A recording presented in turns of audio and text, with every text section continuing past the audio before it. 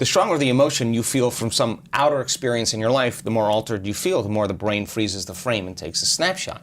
Well, now you're freezing a frame in the outer environment.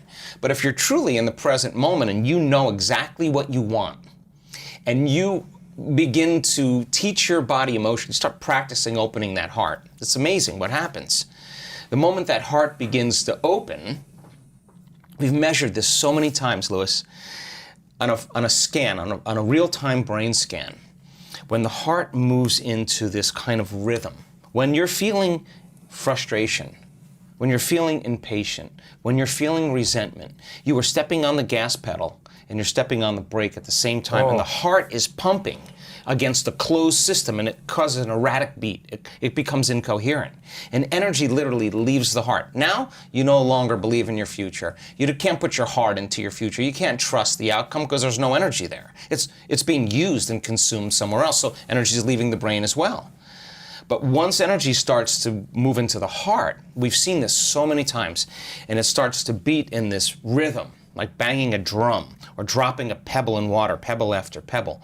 The heart begins to create a wave of energy right to the brain, like taking a big sheet and going like that. And then all of a sudden you see this wave, and the brain gets this rush of energy, and that change in brain wave patterns, that change, that wave is carrying information.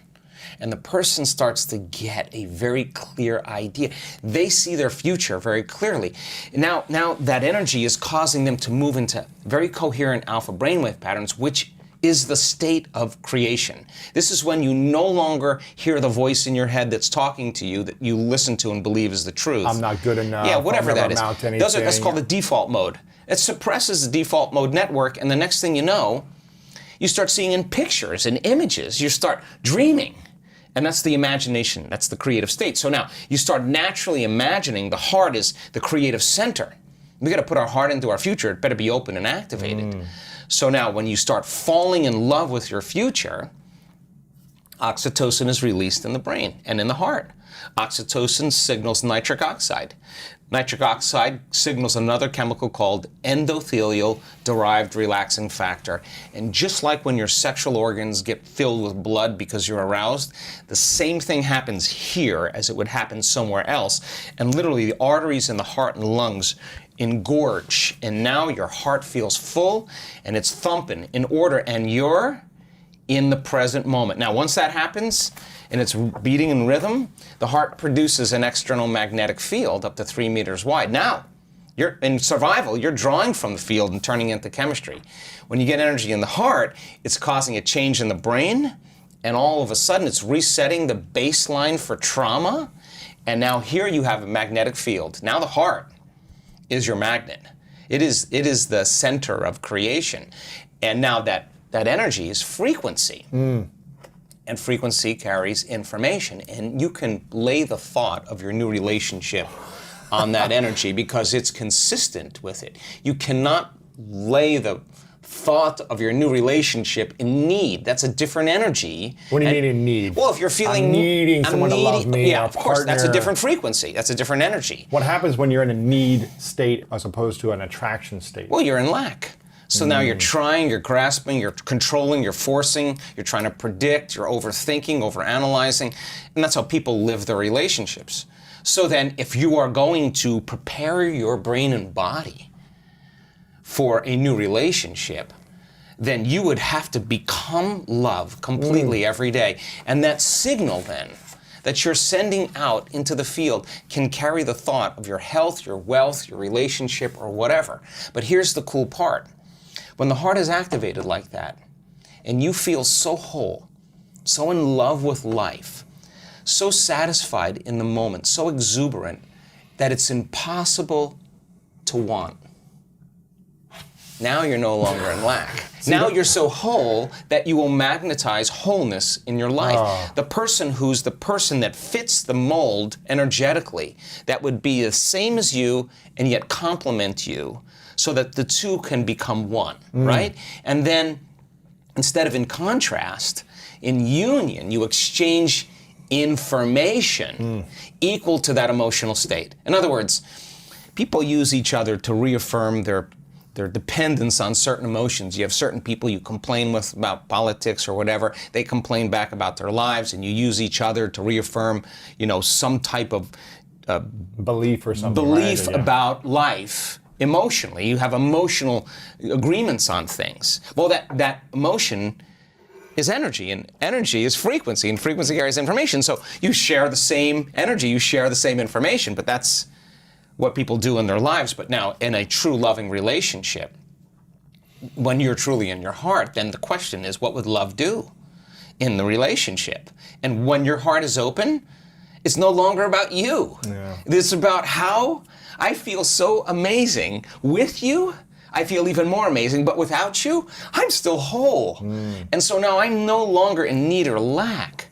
And so now, when we get together and our fields interfere, when they start interfering, now the amplitude gets way higher and there's way more energy. And now, I'm all about all 7 centers of the body lining up, all of them. And we're here in a body, let's enjoy it all, but come from love.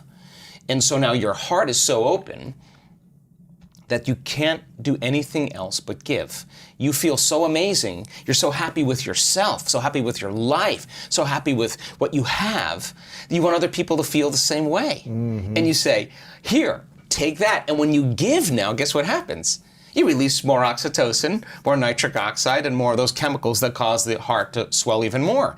Then all of a sudden, your immune system gets stronger, and all of a sudden your body starts feeling better, you start having more energy, and now the constructive interference between two people that are coming together in wholeness and no longer dependence or lack or separation or need is a different game. So then what they do to protect, to nurture, to grow, to evolve that love is one of the most important things that they have. Not because they're doing it out of obligation or because they're married or whatever. It's just they can't not do it. And we see people, we had somebody scan the other day in our workshop in profoundly high amounts of gamma. She can do it on command. And there's an incredible arousal that takes place that goes along with these high brain frequencies that you can only describe as ecstasy or bliss. Now you're getting that ecstasy and bliss, not from anyone or anything out there. No drug, no person, no football game, no shopping spree is doing that. It's somehow inside. It's coming from within. Like, what is that connection that you have? And so one of the scientists said to this woman, how do you do that? You know what she said? I have difficulty not doing it. I can't not do it when I'm in a. It's too when I'm doing this. It's too good. So now, that could be a constant feeling in your life. So now, what, love? Independent of anyone or anything, it's coming from within you. Okay. So think about this. Whether you're in a relationship or single, doesn't matter. You're whole.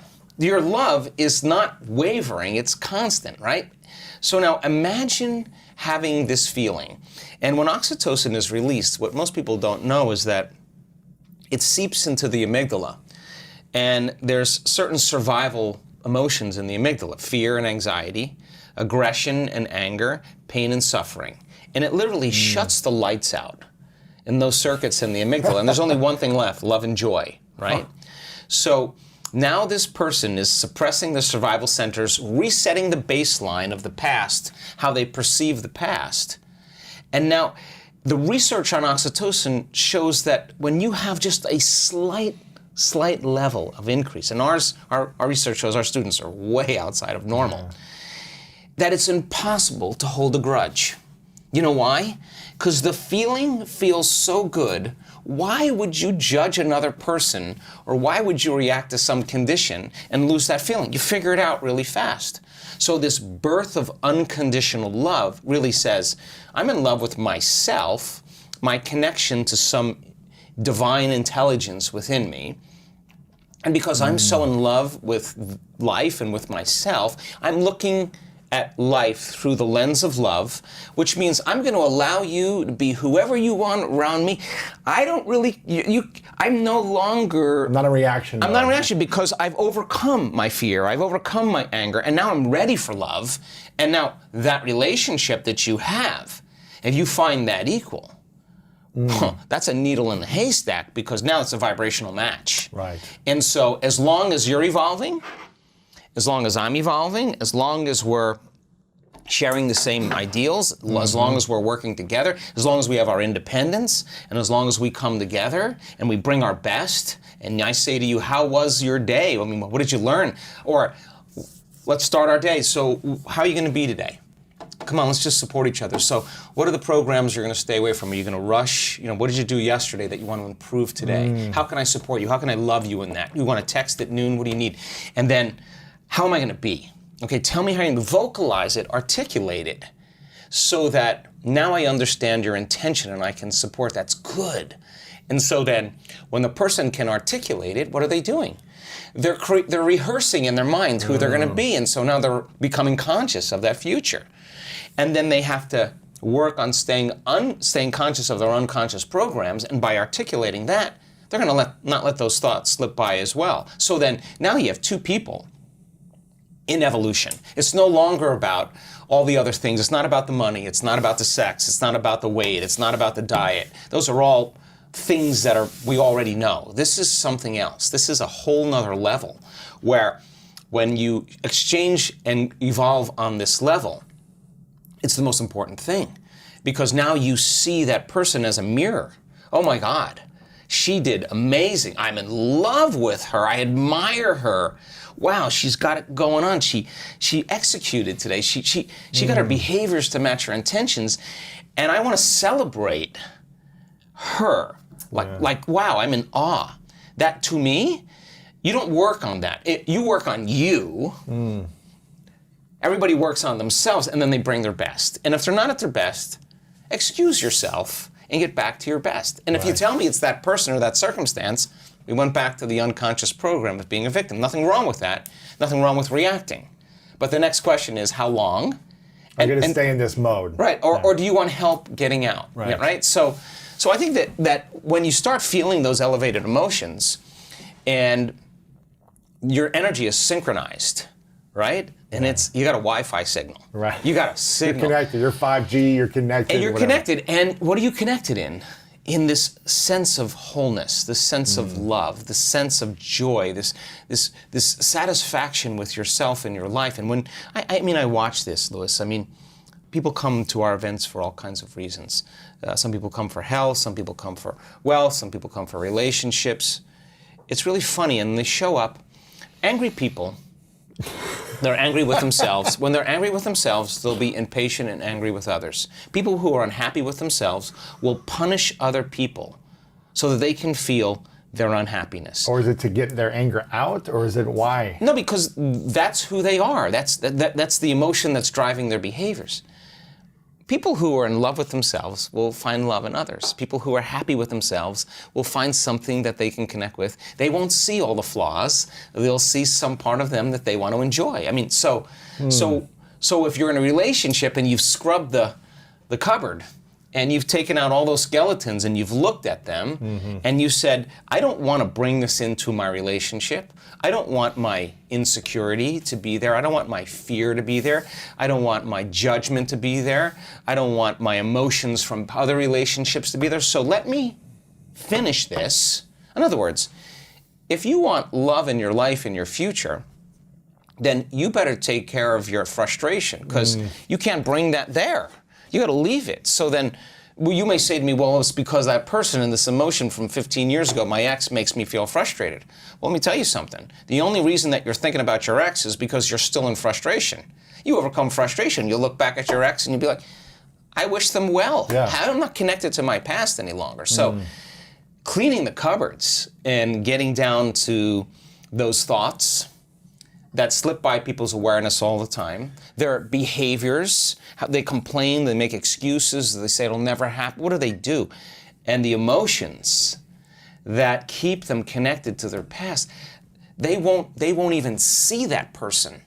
That they'll walk right past their future relationship. They'll never recognize that person because they're looking at their future through the neurology and the chemistry of their past. Wow. And the brain only learns we only see reality based on pattern recognition. I memorize your face, and now I know Lewis. And if the pattern matches, I know. But if you're creating a future, and you're not clear on that future, and you want all these things, but you haven't addressed all those circuits and behaviors and emotions and chemicals of the past, you won't recognize the pattern. You'll walk right past the relationship. You'll never see it. So I think that there's the preparation for the relationship, the overcoming, and overcoming and overcoming and overcoming and overcoming and becoming. Ooh. All of a sudden now says, I am worthy. And the universe only gives us what we think we're worthy of receiving. So when you're worthy to receive, it's not going to be on Match.com when you're looking at body parts and whatever else. This is going to be like ka-ching. An like, energy like, connection. wow. Yeah. Like that came out of nowhere, because when you're in survival, and you're in separation, and you're in lack, and you're forcing and controlling and trying to predict outcomes, you're matter trying to change matter. And of course, it's going to take time for this to happen, because you're creating a three-dimensional reality, and everything in three-dimensional reality takes time. Mm-hmm. But when you're creating from the heart, with a coherent brain and a coherent heart, and you got that 5G Wi-Fi signal, it's not like you go anywhere now. The experiences are coming to, you're drawing the event to you. So we spend a lot of time bonding with our future emotionally. I have colleagues of mine who look at our data on oxytocin, and they're like, listen, oxytocin levels go up during, in a relationship, the honeymoon stage of a relationship, and monogamy is created because of those chemicals, or a female mammal is bonding with her offspring. That's exactly right. I want our people, our students, to bond and fall in love with their future just like they do with somebody else. And when you're bonded to your future, no person, no circumstance, no thing is going to remove you from it. So then, if you fall from grace during the day, then the next question is, what person, what circumstance caused me to disconnect from my love in the future? And let me rehearse in my mind, if I have that same circumstance, how I'm going to overcome it. And now you're worthy of love. It's no longer the person or the event. It's just you're doing what it takes to stay in the emotion of your future. Your body is aligned emotionally to that future. So great doing it with a meditation. That's easy. But now the real game is open your eyes. Open your eyes. It's happening. Open your eyes and be in the initiation of life and stay in that place and just know that your future is going to happen. So being able to activate the heart and breathe in there and get the body out of survival and start working with it like it feels safe enough to create. Once energy makes it here, you're going to get some really good ideas. Yeah. You're going to see things you never thought of seeing. You're going to feel things you never thought you'd feel. And the images that you're creating, what are they doing? The thoughts that you're creating, they're making more of those chemicals.